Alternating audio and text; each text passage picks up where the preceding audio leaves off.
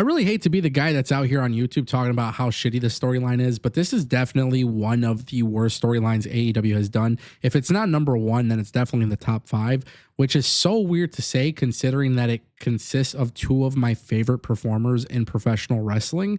But Adam Cole and MJF needs to end.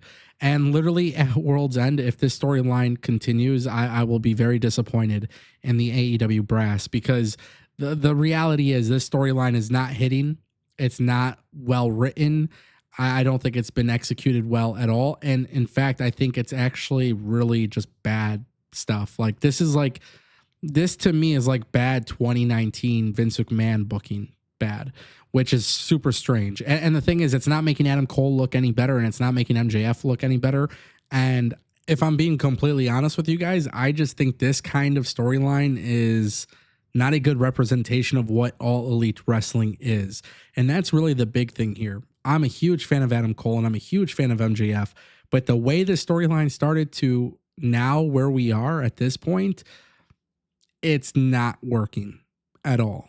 And I want to be perfectly clear. My criticism here is constructive criticism, and I'm going to offer some suggestions, whether you guys care or not, and you guys can let me know what you think down below. But I really think AEW needs to understand the issue here. Okay. Initially, when the storyline started, the Devil storyline was actually really cool. I thoroughly enjoyed it. And I like those, who's the attacker type of storylines. And I think it's really cool when you see different theories online. So initially, when the storyline started out, I was okay with it. I was actually okay with Adam Cole being heel, having the whole storyline being crafted around him and the Undisputed Kingdom. And then Adam Cole got injured, and that's when everything changed. Now, the reality is I think a lot of fans are going to use that as a defense mechanism for why the storyline sucks. But the reality is it's not. Injuries happen all the time, but what nobody seems to understand is what you do in the meantime while you wait for somebody to return from injury. And really a lot of it stems from the Undisputed Kingdom in general. Didn't really do much with Adam Cole being gone. And then obviously Wardlow was gone. There was a serious lack of momentum, especially from a booking perspective, for that entire group. Now, maybe if AEW had constructed the storyline in a way where the Undisputed Kingdom was still very, very untouchable throughout the entire time Adam Cole was gone, Adam Cole could have came back from injury. And then if you wanted to continue the storyline, it could have been a whole situation where Adam Cole leads the group to dominate, and then he obviously goes after MJF when they're both ready. However, that's not what happened. The Undisputed Kingdom was never booked really that strong with Adam Cole being gone. And then one thing that you have to remember is when Adam Cole and MJF both returned, the roles had completely reversed. Adam Cole wasn't the heel. Adam Cole was the babyface. And then MJF wasn't the babyface, and MJF went to heel. The reality is both guys are actually at their best when they portray heel characters. So that was one of the reasons why this naturally just didn't work in general. But I also think a lot of people were confused as to why they were crafting the storyline between Adam Cole being a babyface when in reality, he was the heel the entire time. And obviously that applies to MJF, who was the babyface. Now he's being a heel. It just simply didn't make sense. And I want to be really clear here. I don't know if I was in the majority of those in the audience that actually enjoyed the storyline initially. I remember seeing a lot of people were disappointed with Adam Cole being the Devil. However, it was something I enjoyed. But I think naturally people already took an issue to the storyline once the reveal happened.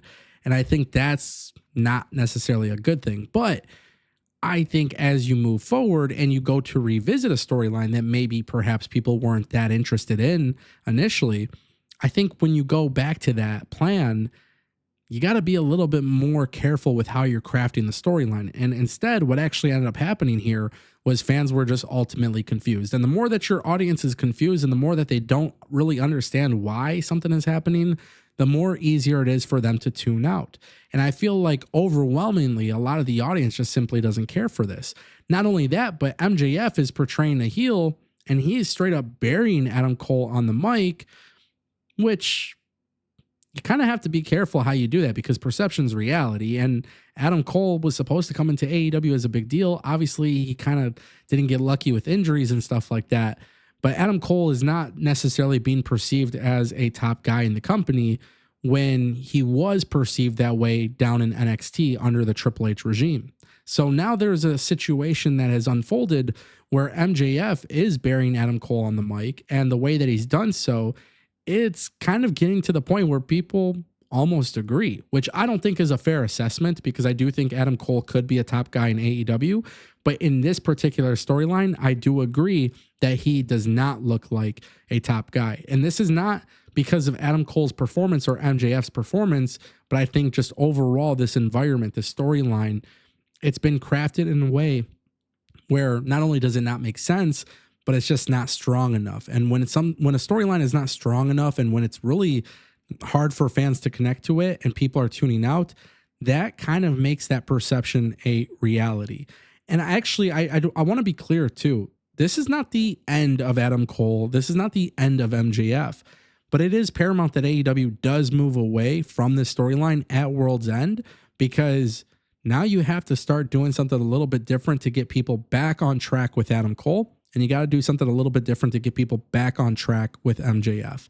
So ultimately, what needs to happen here is AEW needs to conclude the storyline, and then they need to immediately get into a position where both guys go a different route, and they have to do it with very strong booking. And this is where it gets tricky, because Adam Cole and MJF, they're very talented, but this roster is incredibly deep.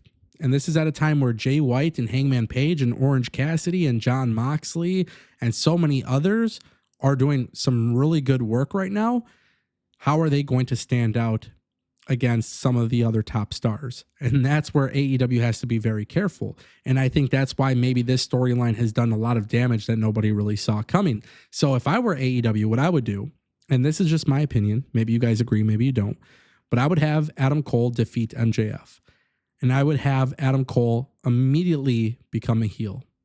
Have him cheat, have him do whatever he has to do, immediately move on. And then from there, Adam Cole needs to start winning matches on TV as a heel. You want to bring back the Undisputed Kingdom? You're more than welcome to do that. If you want to have Adam Cole be solo, you can absolutely have him do that. But at the same time, too, he needs to start winning, and he needs to start doing it in a fashion that, really gets people bought in. As far as MJF goes, I know some people aren't going to like to hear this, but I think MJF needs to be a heel in the company, and he needs to be the heel that completely strays away from Adam Cole, Undisputed Kingdom. And in fact, what I would do if I were MJF is go after who the next hot babyface is. And I do think there is a lot of opportunity for them to revisit the storyline with Daniel Garcia. And if I were MJF going after Daniel Garcia, if I was Tony Khan booking that, I feel like that could be a really good way, not only to prepare Daniel Garcia even for more greatness as a babyface, but also for MJF as that heel character. But they immediately got to get away from this. Like, this is no ifs, ands, or buts about it. It's not a good storyline. It's unfortunate, but I feel like a lot of damage has been done. It doesn't make sense. There's a lot of logic gaps. And on top of that, it's not doing anybody justice. And both of these guys really can't afford to lose anyways. So now somebody will lose, and it's not going to be good for the overall perception. Hopefully they figure it out, though, because this is not enjoyable at all.